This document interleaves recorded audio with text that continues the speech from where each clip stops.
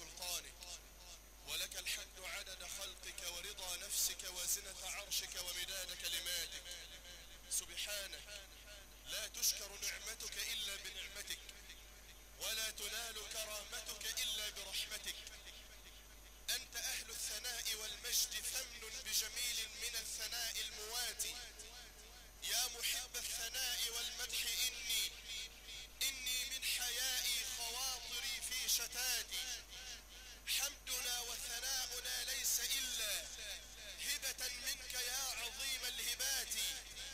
لو نظمنا قلائدا من جمان ومعان خلابة بالمئات، لو برينا الأشجار أقلام شكر بمداد من دجلة والفرات، لو نقشنا ثناءنا من دمانا أو بذلنا أرواحنا الغاليات، ما أبلنا عن همسة من معاني في حنايا نفوسنا ماكنات.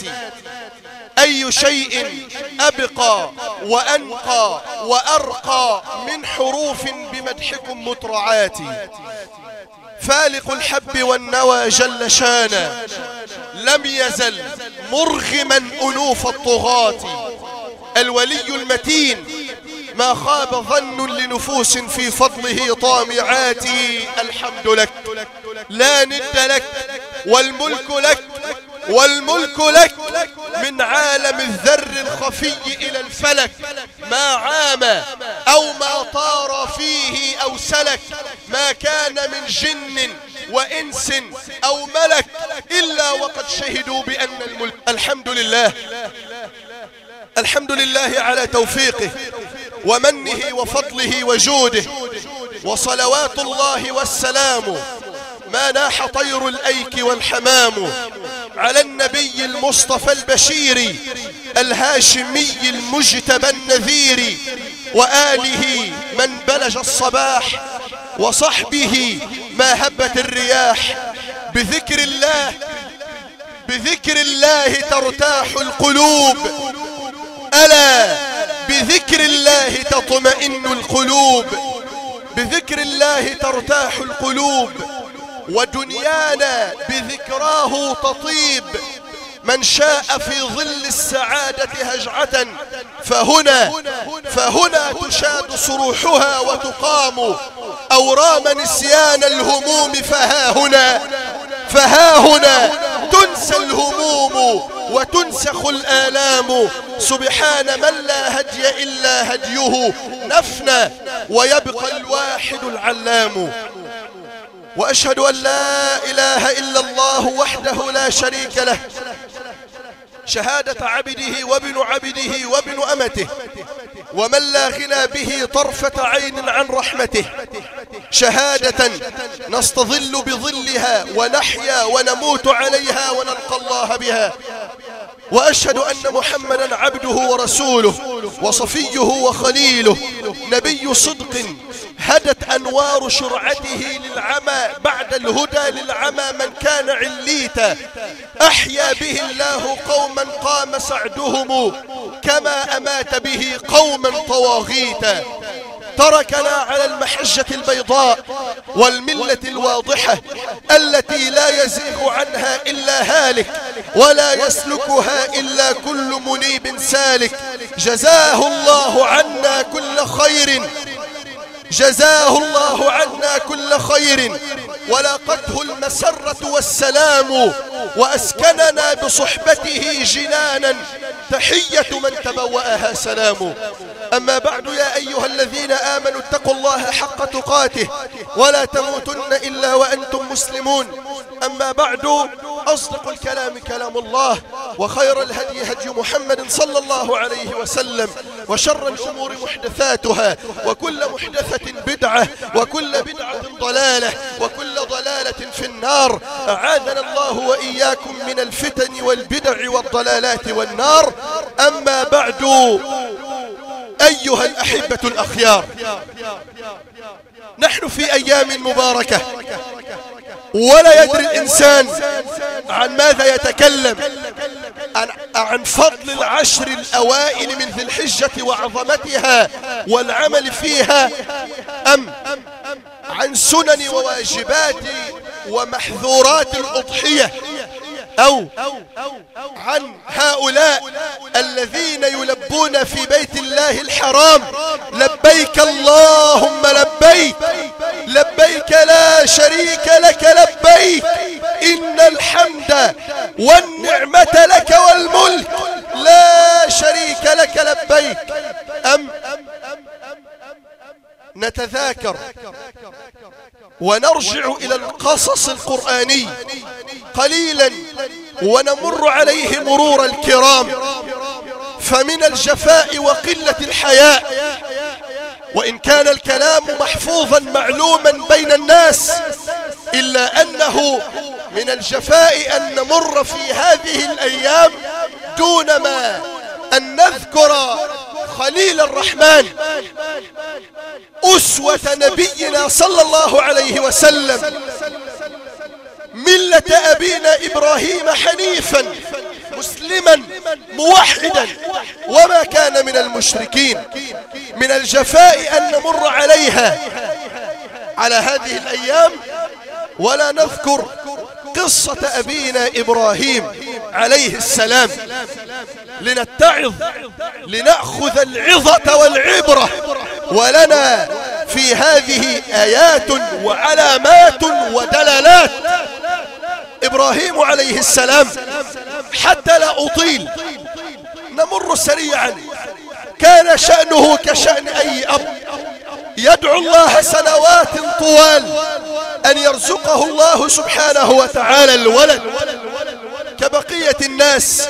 نسأل الله أن يمن على من حرم من هذه النعمة أن يرزقه الله الولد الصالح الذي يقر به عينه في الدنيا والآخرة ويكون له عونا على طاعة الله سبحانه وتعالى. قولوا آمين.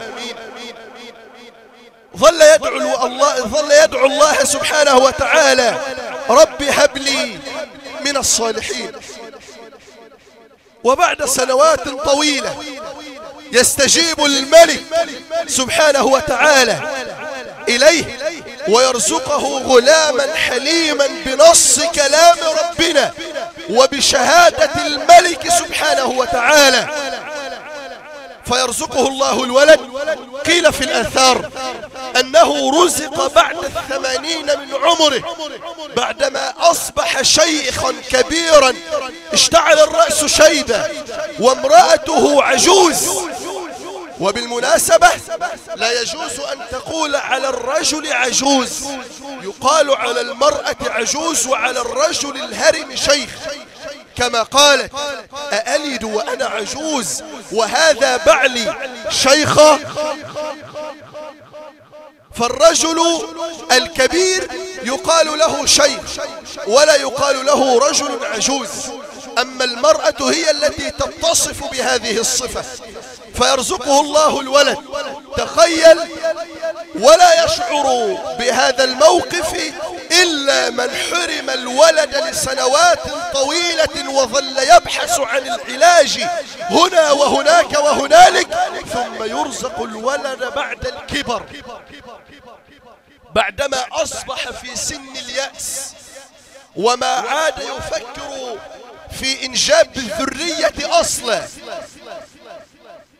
يرزق الولد من الله سبحانه وتعالى غلاما حليما بشهادة الله سبحانه وتعالى له، وتدب الغيرة في قلب زوجتيه وتأمره سارة أن يأخذ هاجر وولدها إلى دوحة بعيدة، فالغيرة تدب فيها مما ترى من التئام إبراهيم مع هاجر، فتأمره بأن يأخذها إلى مكان بعيد إلى دوحة فيستجيب. ولهذه عظة وعبرة. الله أراد أن يخلص قلب إبراهيم وحده لله، فإبراهيم خليل الرحمن، ولا ينبغي لخليل الرحمن أي لصاحب الرحمن أن يكون في قلبه شيء غير الله سبحانه وتعالى وإن كان زوجه وولده، فيذهب ويضع امرأته في الصحراء والكل يعلم ذلك، وتستسلم هاجر. إلى من تتركنا يا إبراهيم؟ فيمر مرور الكرام ولا يتكلم. إلى من تتركنا في هذا الوادي الذي لا زرع فيه ولا ماء؟ قالت الله أمرك بهذا؟ قال نعم. قالت بلسان ثقة والتئام لله سبحانه وتعالى: إذن لا يضيعنا، إذن لا يضيعنا الله. أين هذه الكلمات على لسان الناس اليوم؟ معظم الناس اليوم يثق مما في جيبه ومما في يده أعظم من ثقته في الله، ويقول ذلك بلسان الحال وإن لم ينطق بها بلسانه. فبنو إسرائيل من المعلوم أنه أنزل الله عليهم الآيات والعظة والعبرة، كانوا يقولون سمعنا وعصينا، لكن كلمة عصينا ما كانوا يقولوها بألسنتهم. واذهب إلى الآثار، كانوا يقولوها بأحوالهم وبأفعالهم، ونحن إلا من رحم الله وقعنا في هذا. وربما يغضب كثير من المسلمين ويقول: أتشبهنا باليهود؟ أبالله عليك قل أنت إذا جئت لرجل الآن يلبس خاتما من الذهب أو يجر ثوبه خيلاء أو يشرب الحشيش والمخدرات والسجائر أو يسمع الأغاني أو يأكل حق أخته في الميراث أو يظلم أباه ويضرب أمه أو يعتدي ويظلم جاره ويمسك ويبخل في النفقة في سبيل الله، فإذا دعي اشتد غضبا وزمجر وما استجاب لكلام الله ولا لكلام رسول الله صلى الله عليه وسلم. ونقول نحن في النهاية مسلمون؟ لا والله، تشبهنا باليهود في كثير من الأشياء، بل في جل الأشياء. وصدق فينا كلام نبينا صلى الله عليه وسلم: والذي نفسي بيده أو والله لتتبعن سنن من كان قبلكم شبرا بشبر وذراعا بذراع حتى لو وجدتموهم دخلوا شحر ضب خرب لدخلتموه. بل ترى ذلك اليوم في الرجال الأكابر. كنا ننظر إلى الرجال كالتجار الجزارين الذين تدب في قلوبهم الغيرة. إذا وقعت في مشكلة تنادي حد عمك الحج وابوك فلان يحل لك المشكلة في قعدة. النهاردة أصبحنا نرى الرجال الذين كنا نزعم أنهم تدب فيهم الغيرة يلبسون بنطال وتيشيرت ومعلم وشنبات ويصنع قصة اليهود في شعره بعدما بلغ من الكبر عتية، عنده 60 سنة وحلق كابوريا وبانك أشياء يندى لها الجبين. ثم نغضب بعد ذلك إن جاء خطيب أو داعية أو طالب علم يلامس ويستشعر هذه الأشياء ليتكلم فيها.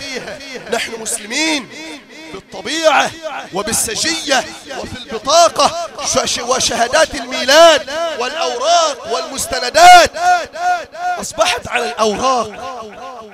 ما عدنا نرى حتى في كثير في جموع الملتزمين تقصيرا شديدا، ولا ترى منهم من يتقي الله سبحانه وتعالى إلا القليل، وليغضب من يغضب.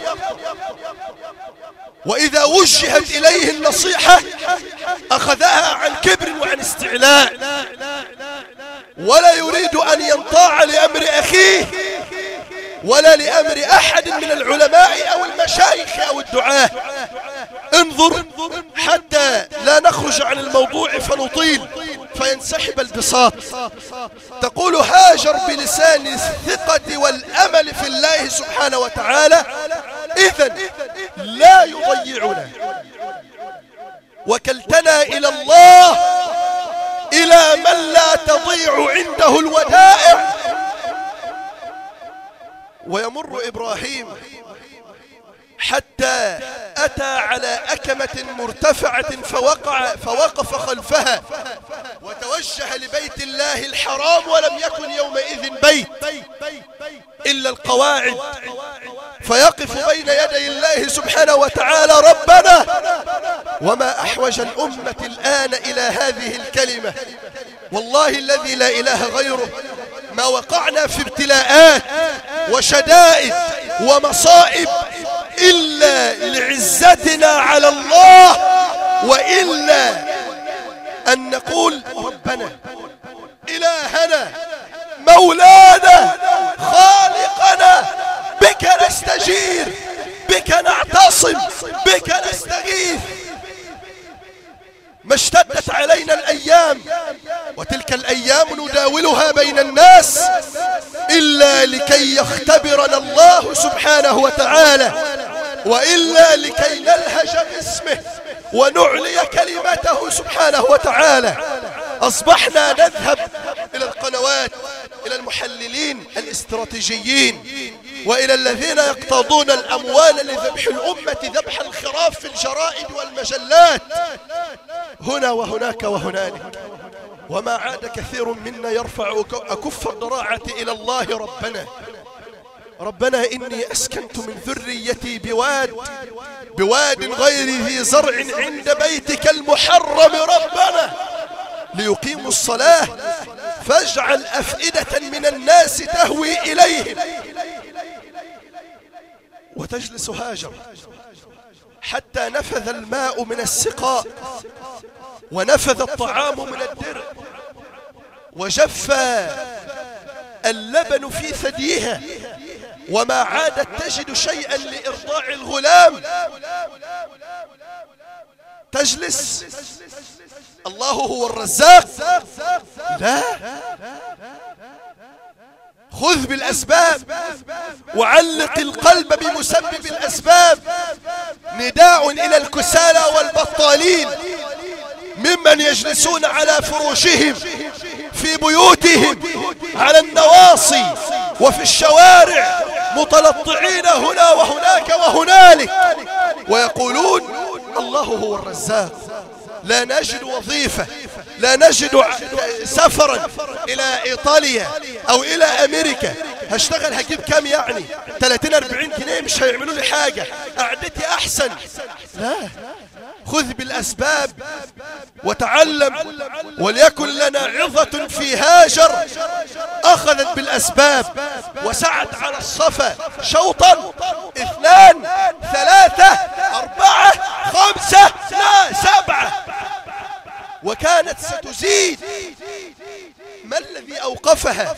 سارت على الصفا وظلت تنظر: هل تجد شيئا؟ ماء، سقاء، أناسا، قبيلة؟ لا تجد. فتنزل من على الصفا إلى المروة. من المفترض أن تنظر إلى هنا مرة، ومن على هذا الجبل أو على هذا الوادي مرة أخرى، فإذا لم تجد شيئا جلست. هذا هو العقل. لكنها ظلت تسعى وتأخذ بالأسباب وتعلق القلب بالله سبحانه وتعالى مسبب الأسباب، حتى إذا كانت في المرة السابعة وجدت أمين وحي السماء يلامس الأرض بجناحيه، فتقول لنفسها: صهن، أريد أن أستمع. في خرفشة في صوت، فتنظر فإذا جبريل. قال الطبراني رحمه الله: لما وجد هاجر على المروة في المرة السابعة نظر إليها وقال لها: من أنت مين؟ من أتى بكم إلى هذا الوادي الذي لا يوجد فيه زرع ولا ماء؟ قالت: أنا أم ولد إبراهيم، يعرفه أهل السماء، أنا أم ولد إبراهيم. قال لها ولمن ترككما هنا؟ قالت تركنا ووكلنا إلى الله. قال بلسان الثقة في الله وكلكما إلى كاف، إلى من لا تضيع عنده الودائع. قال الملك الحق أليس الله بكاف عبده؟ في قراءة للقراء قال الله أليس الله بكاف عباده؟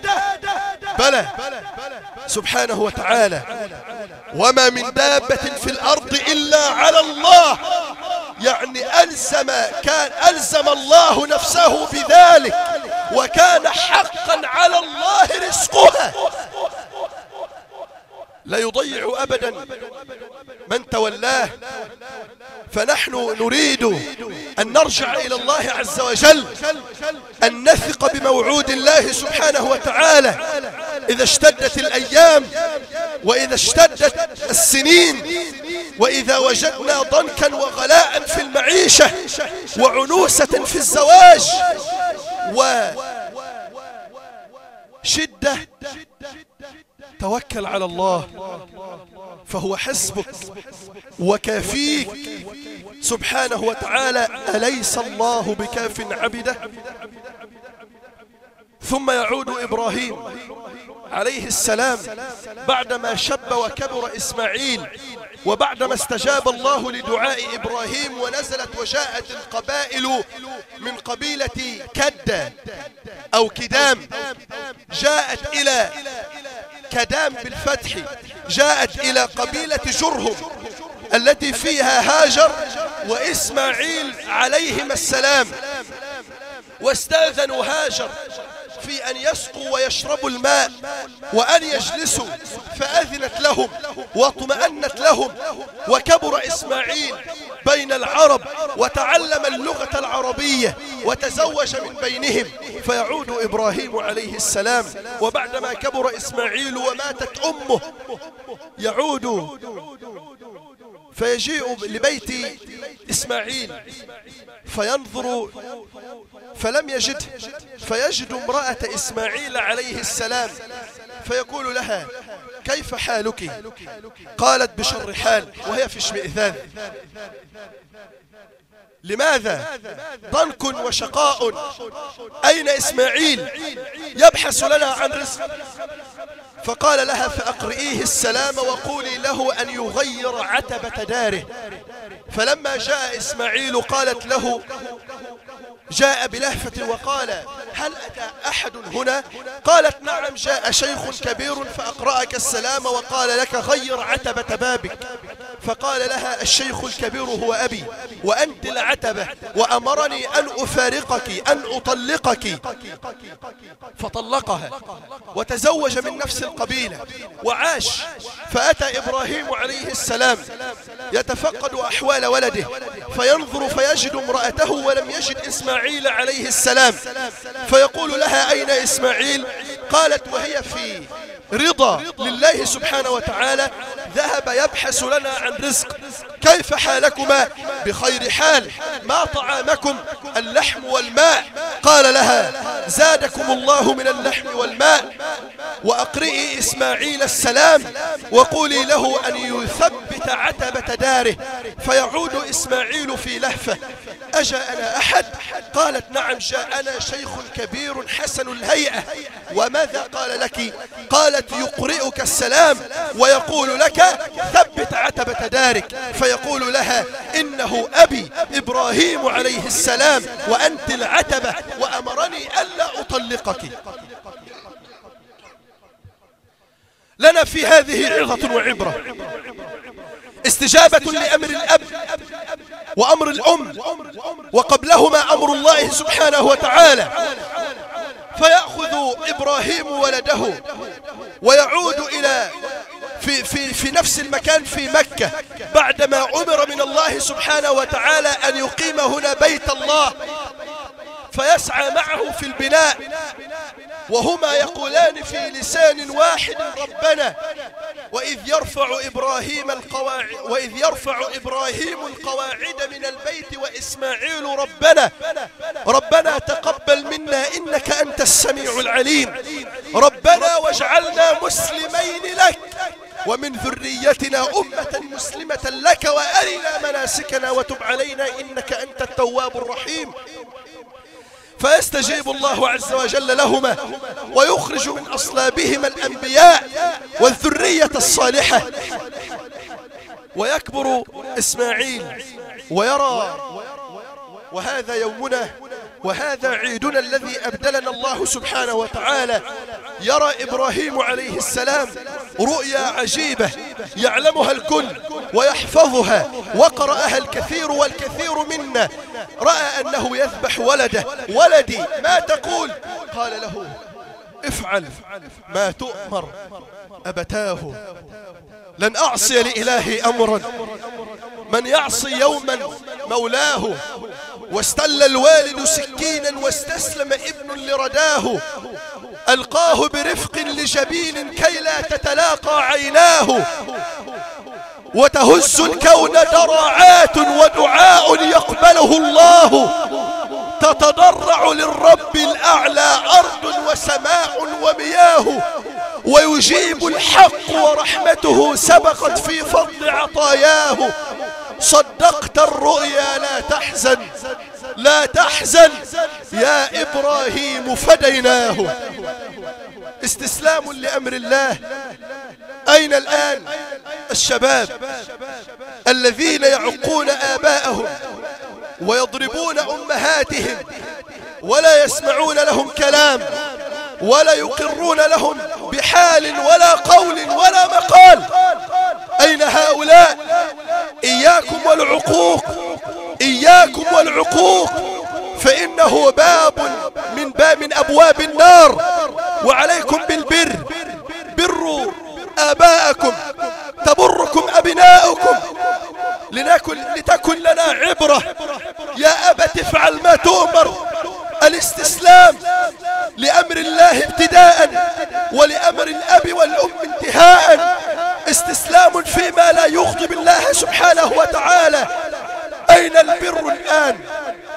أين من يطعم أباه وأمه قبل أن يبحث عن طعام نفسه وقبل أن يضع الطعام في فمه؟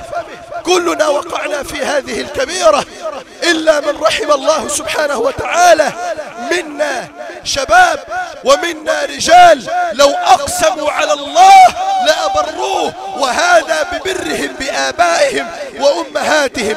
ووالله أعلم أخا فاضلا لا يطعم طعاما ولا يؤخر طلبا لأمه إلا في الحال إذا نادت عليه أمه يترك التعليم ويترك التدريس ويترك الطلاب ويذهب إلى أمه مسرعا. نريد أن نرى هذا الآن، نريد أن نرى هذا اليوم. والله الذي لا إله غيره من بلدنا من أخذ أوراق سفره وقطعها ولم يعزم على السفر لأنه يريد الجلوس بجوار أمه. والله الذي لا إله غيره له إخوة كبار يبرون أمهم أيضا، ولكنه ترك السفر لله سبحانه وتعالى وجلس هنا لطلب العلم ولتحفيظ كتاب الله سبحانه وتعالى. أين هؤلاء في الأمة؟ نبحث عن البر ونحن أظلم خلق الله إلا من رحم الله سبحانه وتعالى. نبحث عن العدل ووقعنا في الظلم إلا من رحم الله. والله لن نرى عدلا ولن نرى صلاحا ولن نرى توفيقا إلا إذا عدنا إلى أقدام آبائنا وأمهاتنا وسألناهم البر والدعاء. الدعاء إذا خرجت من البيت اسأل أمك الدعاء، إذا دخلت البيت اسأل أمك الدعاء، واسأل أبيك قبل يدها قبل رجلها قبل رأسها، ادعو لهما بالمغفرة والرحمة. يا من مات لك أب، يا من ماتت لك أم، اسجد بين يدي الله سبحانه وتعالى وادعو الله عز وجل لهما. أين البر في الأمة يا أمة الإسلام؟ يا أحفاد محمد ويا أحفاد الصحابة، يا أحفاد أبا بكر وعمر وعثمان وعلي والمقداد وخالد والزبير وغيرهم. يا أحفاد الرجال، هذه القصص كلنا نحفظها، لكن أين الذين يتعظون؟ وأين الذين يستجيبون لأمر الله عز وجل ولأمر النبي صلى الله عليه وسلم؟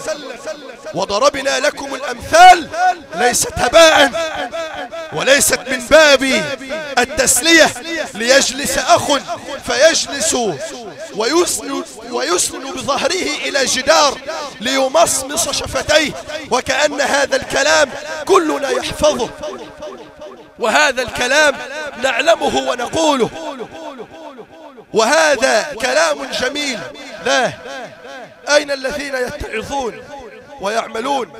والله الذي لا إله غيره لو عدنا عودا حميدا إلى كلام ربنا وإلى سنة نبينا صلى الله عليه وسلم ففيهما الفوز والنجاة لأصلح الله لنا حالنا ولا قاد لنا الأمم بعدما تداعى علينا اليهود والنصارى عباد الصليب بشتم رسولنا صلى الله عليه وسلم تارة، وبسب أنبياء الله تارة أخرى، وبتمزيق كلام ربنا هن على الله فأهانونا.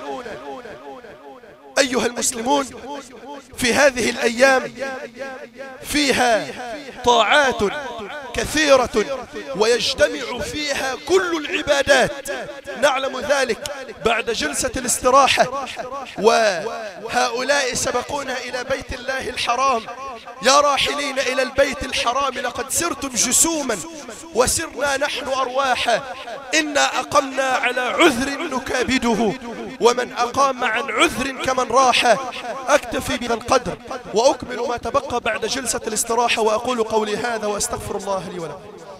الله رب العالمين، والصلاة والسلام على أشرف النبيين محمد بن عبد الله صلى الله عليه وعلى آله وصحبه ومن والاه. أيها المسلمون عباد الله، هذه أيام عيدنا وهذه أيام فرحنا. اليهود والنصارى يقدسون أعيادهم، بل ويحتفل كثير من المسلمين معهم في أعيادهم التي ما أنزل الله بها من سلطان، ويحتفلون بأعياد كثيرة كعيد الأم وتحرير وثورة 23 يوليو وأكتوبر وشم النسيم وغيرها، أعياد ما أنزل الله بها من سلطان. أما نحن معاشر المسلمين ليس لنا إلا 3 أعياد فقط لا نعترف إلا بهم، عيدان في العام وعيد في الأسبوع، الفطر والأضحى عيدان كل سنة، والجمعة عيد الأسبوع. هذه هي أعيادنا، فلنفرح بها ولنعتز بإسلامنا، ولا نقلد الغرب في شيء من هذه الاحتفالات التي تقام على رأس العام، أو ما يسمونه بالكريسماس وعيد الحب إلى غير ذلك، فكلها أعياد باطلة ما أنزل الله عز وجل بها من سلطان. هذه أيام تجتمع فيها العبادات، وقد يسأل سائل: هل هذه الأيام أفضل أم العشر الأخير من رمضان؟ والكل يسأل فيها، حتى أصبح الإجابة عن هذا السؤال معروف لدى كثير من الناس. والخلاصة يقول ابن تيمية رحمه الله أن أفضل أيام الدنيا على الإطلاق هي العشر الأول من ذي الحجة، وفيها حديث عند أبي داود عن النبي صلى الله عليه وسلم وعن جابر بن عبد الله، وبهذا القول قال مجاهد والأوزاعي وابن كثير في التفسير. وأقر هذا القول ابن تيمية رحمه الله بأن أفضل 10 أيام في الدنيا كلها هي العشر الأول من ذي الحجة. أما في الليالي، أفضل 10 ليالي هم العشر الأخير من رمضان، وأفضل ليلة في العام هي ليلة القدر، أخفاها الله سبحانه وتعالى، لا نعلم أين توجد بالضبط، لكنها كما قال النبي صلى الله عليه وسلم: التمسوها في العشر الأخير من رمضان. وقال عبد الله بن مسعود: ليلة القدر في غير رمضان. وهذا قول حكم عليه أكثر أهل العلم بالشذوذ، وليس لنا تفصيل وليس محله الآن. إلا أن أفضل 10 أيام في العام هم العشر الأول، ولأنها تجتمع فيها كل العبادات، الصلاة والصيام.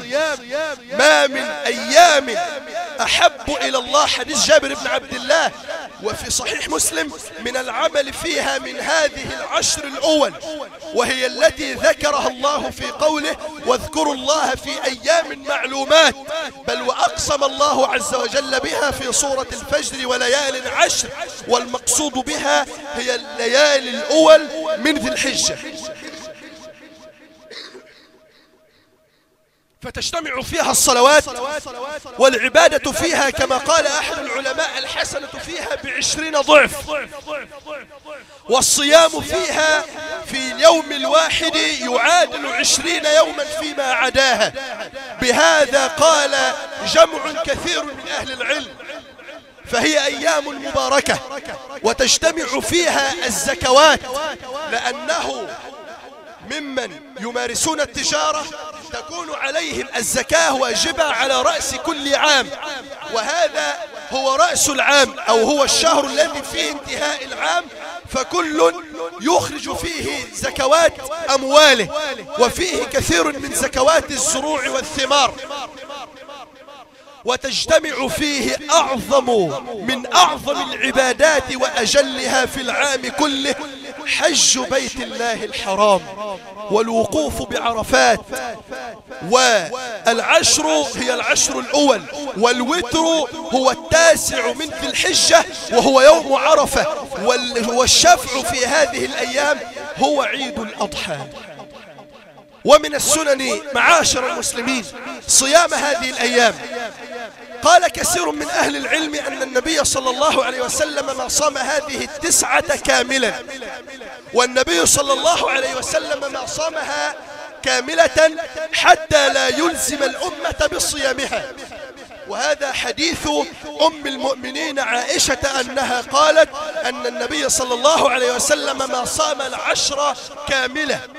وبهذا القول قال شيخنا الشيخ مصطفى العدوي حفظه الله تعالى: إلا أن الصيام فيها أجل وأعظم، وإن الصلاة فيها والتقرب إلى الله سبحانه وتعالى. نحن معاشر المسلمين الله عز وجل يخرجنا من عبادة إلى عبادة ومن طاعة إلى طاعة. خرجنا من رمضان، فمن قصر في رمضان وفي العبادة والقيام عليه أن يلتمس هذه الأيام وأن يقف بين يدي الله سبحانه وتعالى، وخصوصا يوم عرفة. قال النبي صلى الله عليه وسلم كما عند الإمام أحمد والترمذي: أحتسب على الله أنه يغفر سنة قادمة وسنة ماضية، كما قال النبي صلى الله عليه وسلم: وهو اليوم الوحيد حتى في رمضان لا تجد ذلك، اليوم الوحيد الذي يكفر سنة ستأتي بعد، يقف فيه الحجاج يباهي الله عز وجل بهم الملائكة. تقول عائشة رضي الله عنها: ما من يوم يباهي الله فيه الملائكة به الملائكة إلا كيوم عرفة، يدنو الله سبحانه وتعالى وينادي للملائكة على هؤلاء أتوني شعثا غبرا، فأشهدكم يا ملائكتي أني قد غفرت لهم ما بين راكع وساجد وواقف بين يدي الله سبحانه وتعالى، ما بين داع وملب، ما بين واقف على جبل عرفات يدعو الله سبحانه وتعالى. وأيها المسلمون، من حرم الحج لبيت الله الحرام فهنا بعض المسلمين يشتركوا فيما يفعله الحجاج، ألا وهي الأضحية. ومن سننها من أراد أن يضحي فليمسك عن أظفاره وليمسك عن شعره، لا يقص شيئا من شعره ولا يأخذ شيئا من أظفاره، هذه تشبها بالحجاج في بيت الله الحرام. أيها المسلمون، الشاة تجزئ عن الرجل وأهل بيته، والبقرة والجمل الإبل يجزئان عن 7 ولا يشترك فيها أكثر من ذلك. ولا تعطوا الجزار أجرته من الأضحية. هذا كلام محفوظ لكننا ننبه عليه سريعا حتى لا يقع فيها كثير من الناس. معظم الناس أجرة الجزار مثلا 400 جنيه، فيجي يديله 300 مثلا ويقول له خد 2 كيلو لحمة أو خد الجلد. هذا لا يجوز. لا يجوز أن يعطى الجزار أجرته من الأضحية. يجوز لك أن تتصدق عليه إن كان فقيرا، أو أن تهدي إليه من اللحم إن كان غنيا، لكن بعد أن يأخذ أجرته كاملة على ثمن الذبح والجلد يتبرع به إلى بيت من بيوت الله أو إلى الجمعية. فجمعية البركة بفضل الله تجمع الجلود كل عام، والمسجد بفضل الله يجمع التبرعات، والجمعية بفضل الله سبحانه وتعالى تجمع اللحم من الأغنياء الذين لا يستطيعون أن يوزعوه على كثير من الفقراء الذين لا يعلموهم. فإن كثيرا من الناس يتهجمون على البيوت، أناس ليسوا من بلدنا يتهجمون على البيوت يوم الأضحية فيأخذون اللحم بغزارة، وربما يرمونه هنا وهناك وهنالك ويبيعونه إلى الجزارين. فمن عنده لحم زائد أراد أن يصرفه في مصارفه الشرعية إلى الفقراء الذين لا يسألون الناس إلحافا، الذين والله وبالله وتالله ينتظرون هذا اليوم بفارغ الصبر لكي يأكلوا فيه لحما نظيفا، ينتظرون هذا اليوم. فالجمعية بفضل الله تكفل لكم هذا، فتجمع اللحم لتوزعه على فقراء القرية الذين لا يسألون الناس إلحافا. ويجوز أن يوكل الرجل غيره، وهذه أشياء سنعلمها بإذن الله سبحانه وتعالى في مصلى العيد بإذن الله سبحانه وتعالى يوم الجمعة.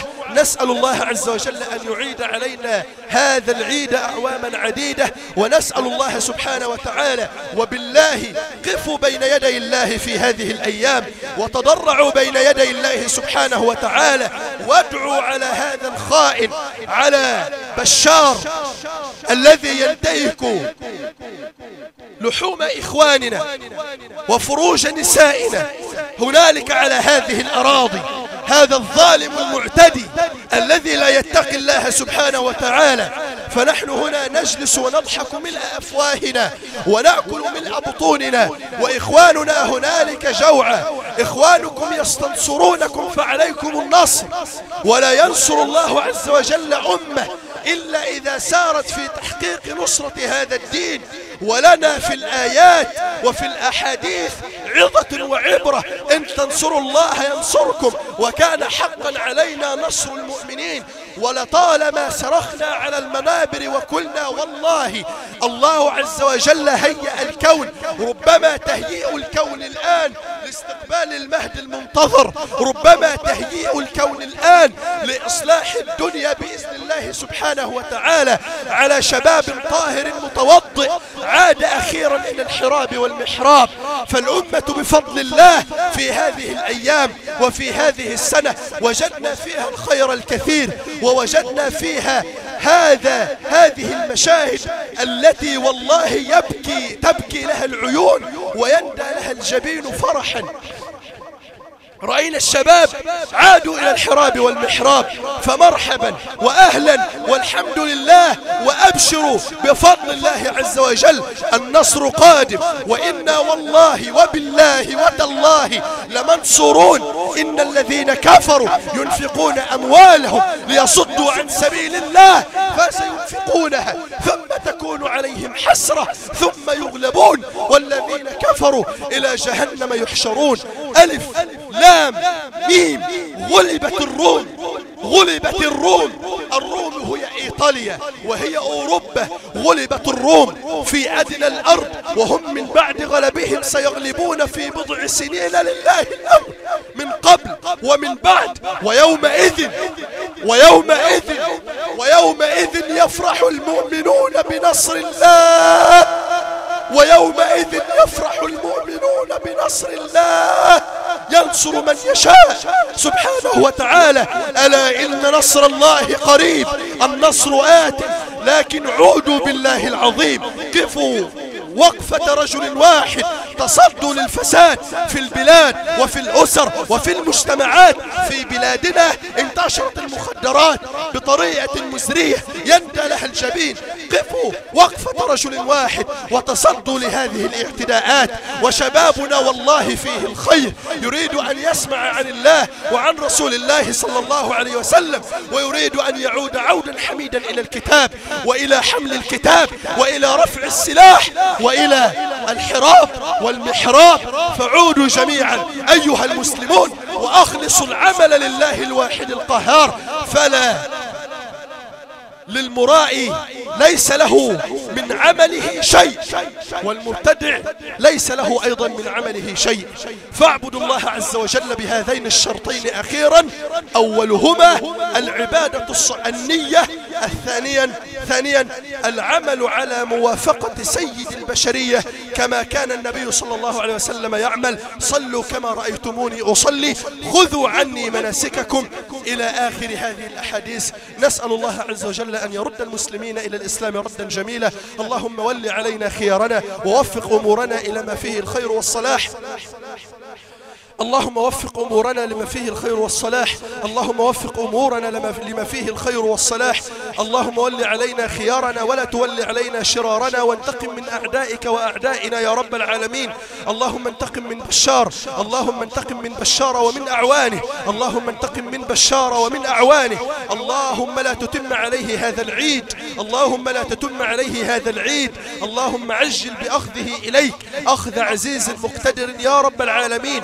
اللهم أبرم لهذه الأمة أمر رشد يعز فيه أهل الطاعة ويذل فيه أهل الشرك والمعصية. أنت ولي ذلك والقادر عليه يا رب العالمين. اللهم انصر إخواننا في سوريا وفي برما وفي فلسطين.